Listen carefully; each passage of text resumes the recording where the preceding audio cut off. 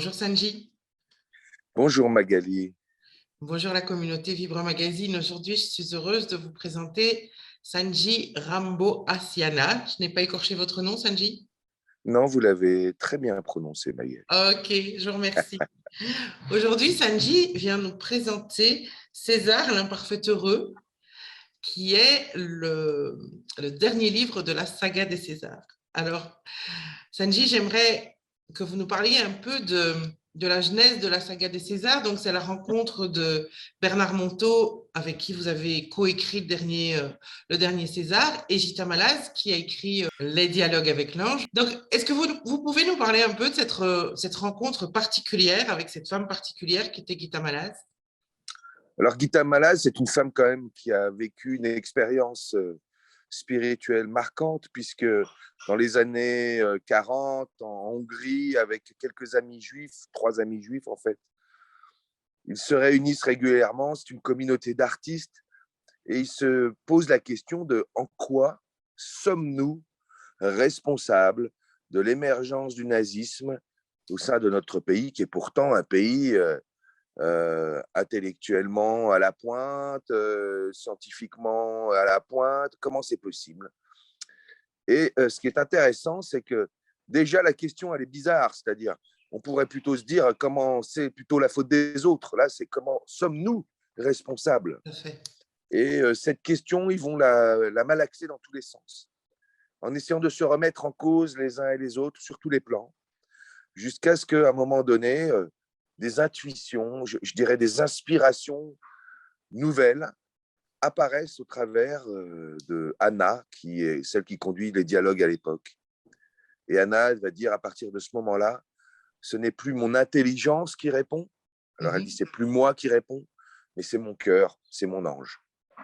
Et là, un certain nombre de remises en cause profondes de qui ils sont vont être conduites par Anna, ou disons par l'ange de chacun au travers d'Anna.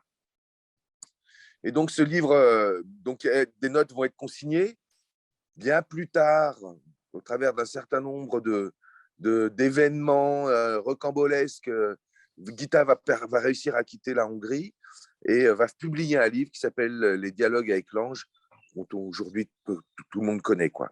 Et Et puis, si, juste pour finir, dans les années 80, Bernard Monteau va rencontrer Gita. Alors Bernard, c'est un kinésithérapeute qui a mené un certain nombre de recherches en termes de vie intérieure et notamment sur le corps, et qui va rencontrer Gita. Et Gita, il va tomber amoureux tout d'elle tout de suite.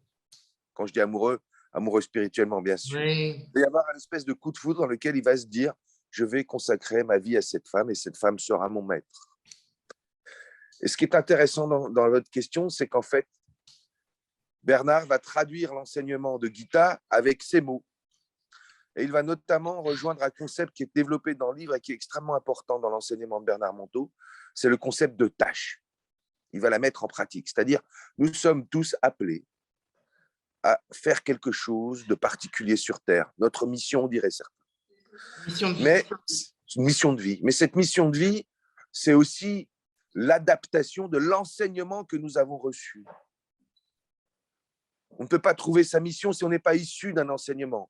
Parce qu'une des volets de l'enseignement, c'est transmettre l'enseignement qu'on a reçu. Et ce qui est très intéressant, c'est Bernard va donc transmettre à son tour l'enseignement de Gita avec ses mots, avec ses concepts, avec sa façon de voir. Et le déclic de ce passage-là, c'est le premier César, qui s'appelle César l'Enchanteur. Dans ce premier César, Bernard traduit à sa façon l'enseignement qu'il a reçu de Gita avec ses mots dans un premier roman. Un roman initiatique. Pardon?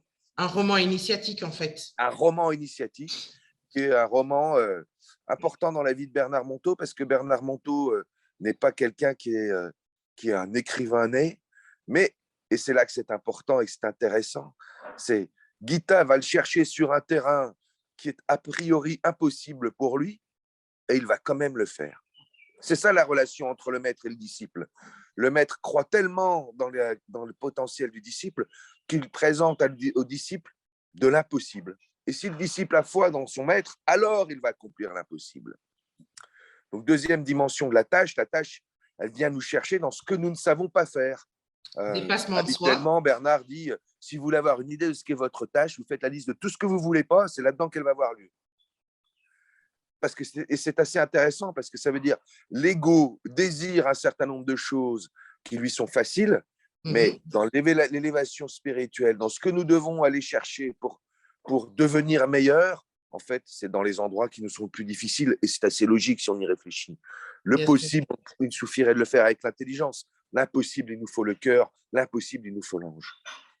Et donc, c'est le premier roman de la saga. Il va en écrire 4 autres.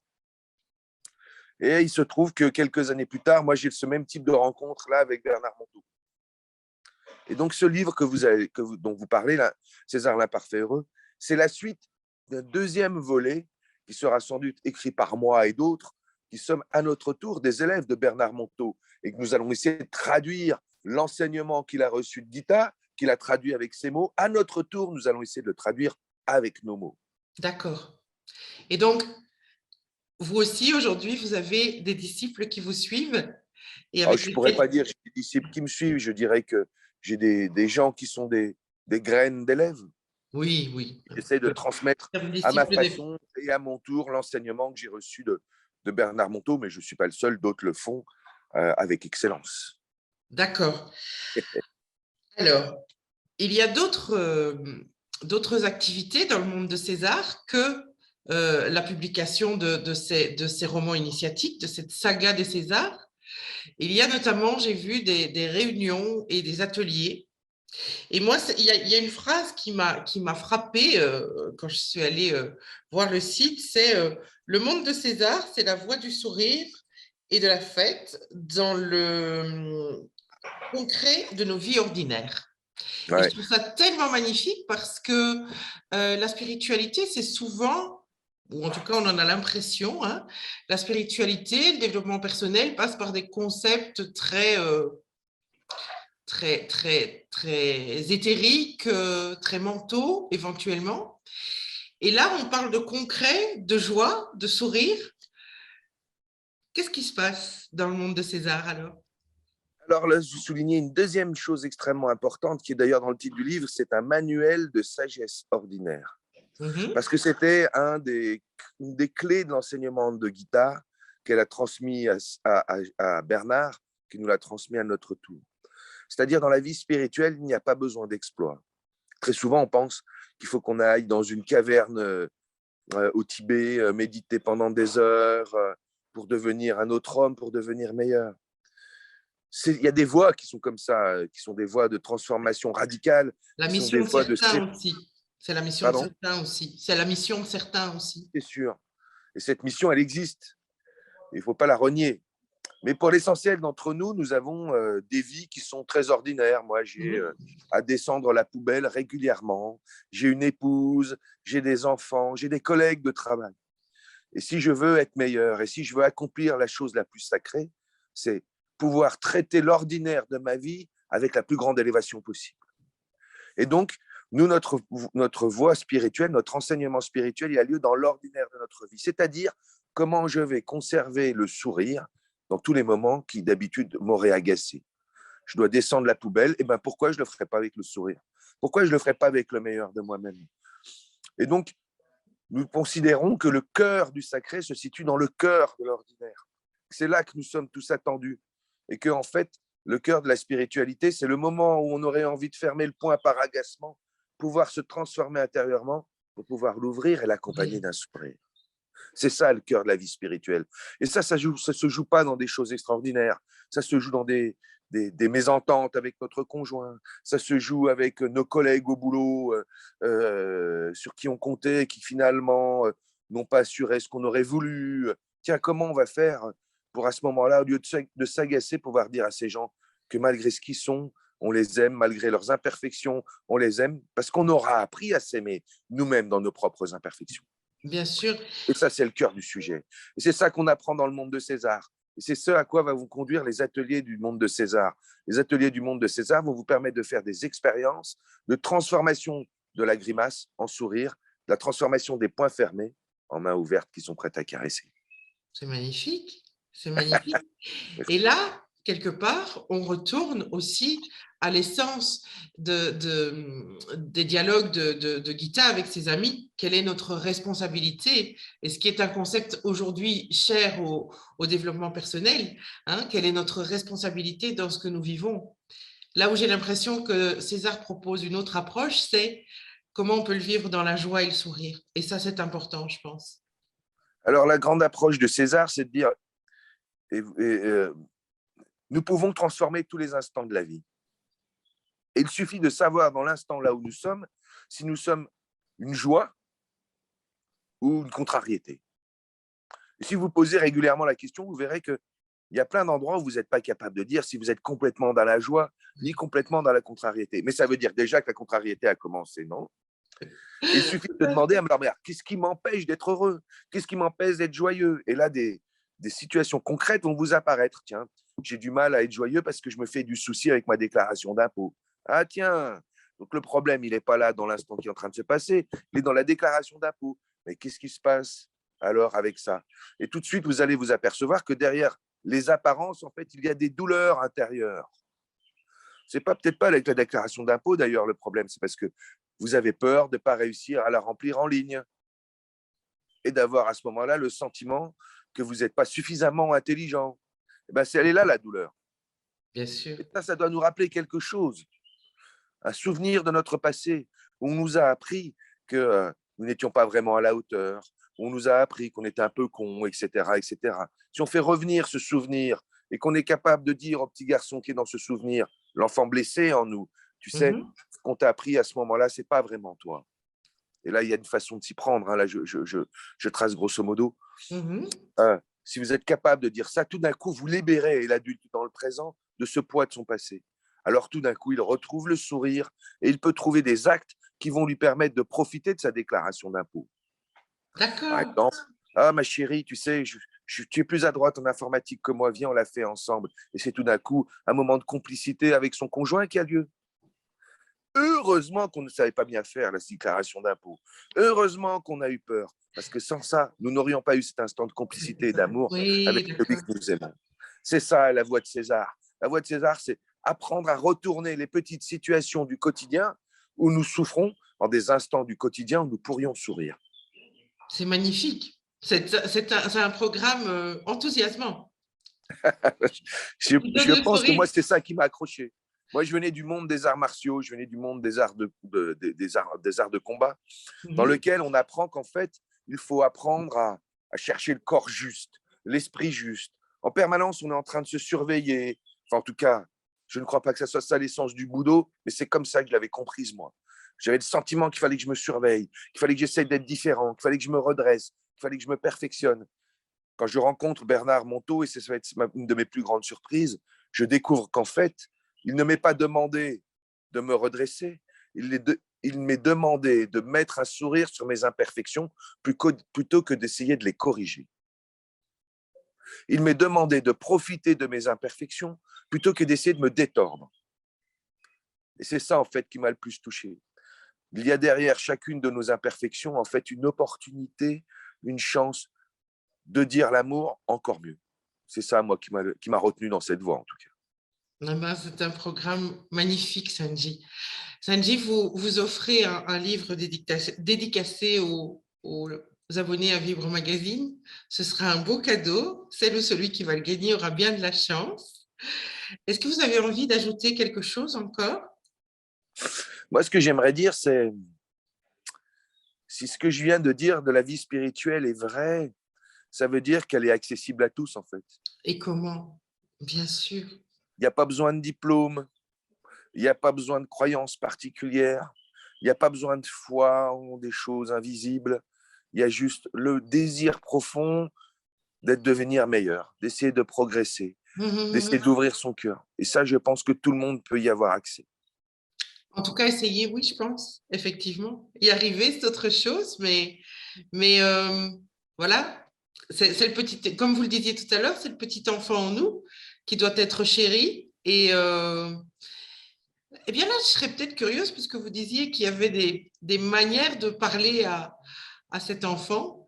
Et est-ce qu'en exclusivité pour Vibra Magazine, vous livreriez un petit moyen, un petit truc pour arriver à parler à cet enfant? Parce qu'on entend souvent, prends-le dans tes bras, etc. Mais tout ça est très abstrait et fonctionne jusqu'à un certain point, je trouve.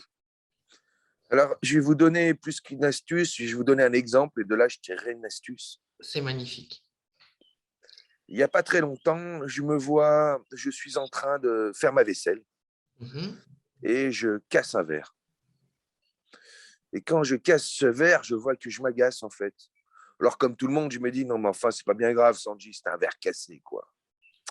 Puis je continue ce que j'ai à faire, mais je vois quand même que l'agacement ne s'abaisse pas. Je continue ma vaisselle et je vois bien que je continue à être énervé. Et là, c'est ce que m'a appris Bernard. Mon taux, c'est il faut s'arrêter. Je m'arrête. Et je me dis, c'est quoi ton problème, Sanji, en fait, avec ce verre cassé? Et je m'aperçois que c'est pas tant le verre cassé, en fait, qui me pose problème. C'est qu'à ce moment-là, je suis en train de me traiter de brute. Je me dis, mais tu vois, tu es vraiment une brute, tu es sans attention. Et j'ai toute une série, une avalanche de critiques contre moi-même, d'auto-jugement, qui me font du mal au cœur. Et en fait, donc, mon problème, c'est pas le verre, c'est le mal que je suis en train de dire de moi. Bien sûr. Et là, je m'interroge, je me dis, mais d'où ça devient, ça? Et là, tout d'un coup, me revient un souvenir. Et je me vois à table, en train d'éplucher des pommes de terre avec ma mère. Et ma mère, tout d'un coup, qui me dit, mais tu vas tellement vite. Et c'est vrai que je pelais les pommes de terre à vitesse grand V avec des épluchures épaisses comme ça. Et elle commence à me passer un savon. Ben, c'est exactement ce que j'étais en train de faire là dans le présent. J'étais en train de moi-même me mettre un savon comme ma mère me l'avait mise. Et là, je m'arrête et je me dis, qu'est-ce qui se passe, mon Sanji? Et c'est là qu'il y a une autre spécificité de l'enseignement de Bernard Monteau. C'est, en fait, dans nos souvenirs, ce qui nous remonte, ce sont souvent des souvenirs douloureux. Mhm. Vus depuis le monde de l'adulte d'aujourd'hui, qui a tendance à voir l'enfant toujours comme une victime. Et là, il est intéressant de s'arrêter et de se dire, mais qu'est-ce qui se passait en vérité dans ce souvenir? Et là, je fais remonter tous les détails concrets du souvenir et je m'intéresse au petit garçon. Et je vois que le petit garçon, en fait, en vérité, il est en train d'éplucher à toute vitesse. Sa maman avait raison. Et sa maman, en fait, ce qu'elle ne savait pas, c'est que ce petit garçon, il avait qu'une seule envie, c'est de peler à toute vitesse pour aller s'amuser, Bien parce qu'il y avait sûr. des copains qui l'attendaient. Et ce que cette maman, elle voyait, c'était pas ça. Ce qu'elle voyait, c'était comme si on ne s'occupait pas bien d'elle, comme si on maltraitait ce qu'elle avait demandé de faire et qu'on le faisait à toute vitesse, comme si en fait on manquait d'intérêt pour elle. Et en fait, c'est ça qu'elle manifestait. Et tout d'un coup, on le comprend. À la fois, on comprend le monde du petit garçon qui a envie d'aller jouer, et on comprend que cette maman, elle avait envie que son petit garçon passe un moment avec elle, mais que lui, en fait, il veut s'en débarrasser. C'est ça ce dont elle souffre. Alors, on peut dire au petit garçon, comme c'est normal, petit garçon, comme c'est normal, petit Sanji, que ta maman soit énervée contre toi. Effectivement, t'épluchais un peu vite. Et surtout, elle avait le sentiment que tu n'avais aucun intérêt pour elle. Et comme c'est normal, toi aussi, petit garçon, que tu avais envie d'aller faire vite, parce que tu as envie d'aller retrouver tes copains et de jouer avec. Et à ce moment-là, c'était normal aussi. Et tout d'un coup, paf, le poids du passé, la colère contre notre maman s'apaise. Et ce dont on s'aperçoit, c'est qu'en fait, dans son présent, là, tout de suite, on est en train de faire la même chose. J'étais en train de faire la vaisselle à toute vitesse parce qu'en fait, j'avais envie d'aller marcher avec un ami. Et donc, j'essaie de me débarrasser de cette vaisselle. Et tout d'un coup, je me dis, mais en fait, c'est pas comme ça qu'il faut que je fasse. Il faut que le plaisir, là, je le trouve là maintenant. Ça n'a pas besoin d'attendre le moment où je vais aller marcher avec mon copain. Donc, je passe un petit SMS à mon copain en disant, j'aurai un petit quart d'heure de retard. C'est rien du tout. Et à ce moment-là, je m'applique dans comment je fais ma vaisselle. Et j'essaie de trouver le plaisir du geste juste, le plaisir du contact juste avec la matière, le fait de faire le minimum de bruit quand on fait sa vaisselle, avec une espèce d'attention. Tout d'un coup, c'était ça, là. Je reconnectais avec le plaisir qu'en fait je projetais, mais là, dans l'instant présent. Plus de guerre avec la matière et surtout un apaisement avec ma maman. Génial. Merci, Sanji. C'est très émouvant ce que vous racontez en plus. Alors, si j'avais un conseil à donner à vos lecteurs et à la communauté Vibre, arrêtez-vous autant de fois que vous pouvez dans la journée. Demandez-vous si vous êtes heureux là, à 100%. Si vous l'êtes, remerciez. Si vous ne l'êtes pas, demandez-vous ce qui vous empêche de l'être. Puis demandez-vous ce que ça vous rappelle comme souvenir d'un petit garçon ou d'une petite fille à qui on a appris quelque chose qui l'empêche dans son présent de s'épanouir complètement. Essayer d'aller apercevoir où est-ce qu'il a sa responsabilité, où est-ce que le bourreau aussi est responsable. Essayer d'apercevoir la misère de l'un, la misère de l'autre, pour que tout d'un coup, une vision neutre nous apparaisse sans colère ni reproche. Oh, c'est extraordinaire, c'est extraordinaire. Merci pour ces paroles de sagesse, vraiment. Merci Magali. Vous aurez changé ma journée, je pense. Je vais Je vous commencer à attends quand vous voulez dans appliquer. le monde de César. Non, mais très volontiers, oui, j'ai très envie d'assister à un de vos ateliers. Eh bien, Merci. écoutez, Tanji, je ne sais pas si vous voulez encore rajouter quelque chose, Je voulais vous remercier de m'avoir donné l'occasion de prendre la parole. mais merci de nous avoir offert ce beau moment. Merci beaucoup. Merci à vous. Et à très bientôt, quand vous voulez, sur Vibre Magazine. Hein. Si vous avez des choses à raconter, elles sont tellement pleines de sagesse et de joie que vous êtes le bienvenu quand vous voulez. Merci Magali. Au revoir Sanji, au revoir la communauté Vibre Magazine, à très bientôt.